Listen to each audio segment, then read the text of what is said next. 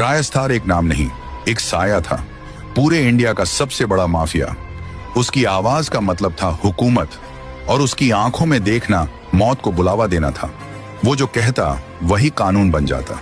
रेस्टार जब अपनी गाड़ी में निकलता तो ऐसा लगता जैसे कोई तूफान शहर को चीरता निकल गया हो।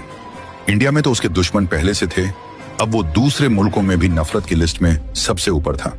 और वहीं से उठ खड़ा हुआ उसका सबसे बड़ा दुश्मन, ब्लैक 444, एक ऐसा शख्स जो सिर्फ खून में यकीन करता था और अब उसने फैसला कर लिया था रास्टार को खत्म करने का।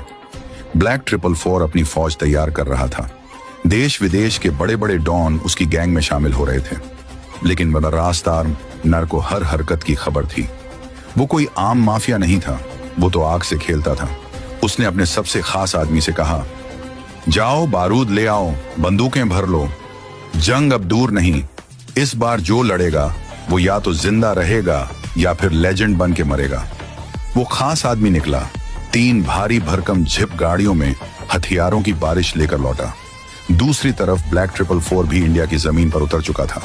सड़कों पे सन्नाटा था, पर दिलों में आंधी। फिर आया वो दिन, वो एनब्रिज दरनाइन, जहां फैसला होना था।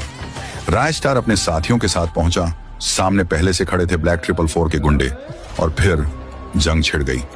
गोलियों की बौछार, बारूद का तूफान, हर तरफ धुआं था, चीखें, आग और सिर्फ एक नाम, रेस्टार। जब धुआं छटा, मैदान में सिर्फ खून था और गुंडों की लाशें।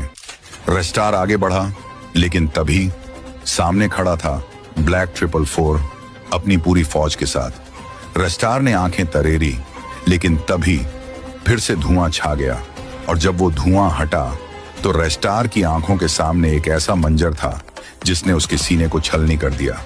Part 2 comment.